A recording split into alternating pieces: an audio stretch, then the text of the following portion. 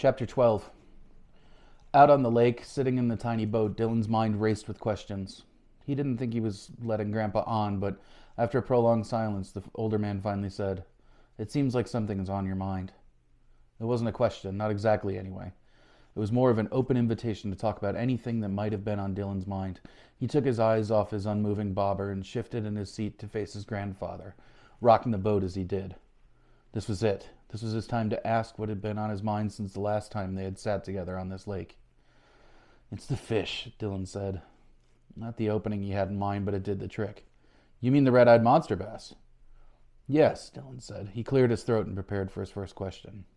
"I know it can't possibly exist, and after you told me that story about Mad Cat Holly, I wanted to prove it, so I went to the library to get everything there was to know about it." "Is that what you've been up to?" his grandpa asked. "What do you mean?" Dylan asked. He was sure he'd been careful not to get caught.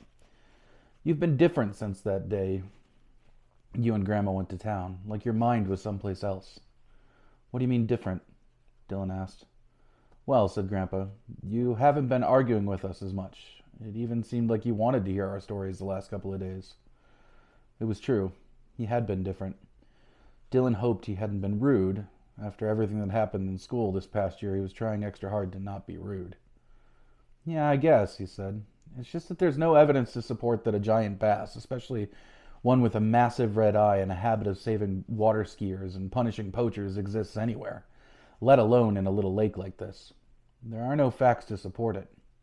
"You love facts," Grandpa said, turning his eyes to the water and his fishing line.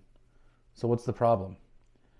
Dylan thought about this for a second before saying, "There are no facts, but it seems like the story just won't go away. It's not like the Bigfoot or anything else that is so obviously a myth.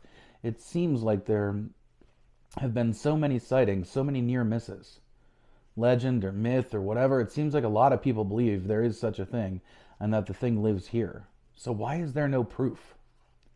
Grandpa sat for a long minute, looking out across the still water, shimmering in the afternoon sunlight. His fishing hat was pulled low, right to the top of his oversized fishing glasses. Dylan's stomach began to twitter with anticipation.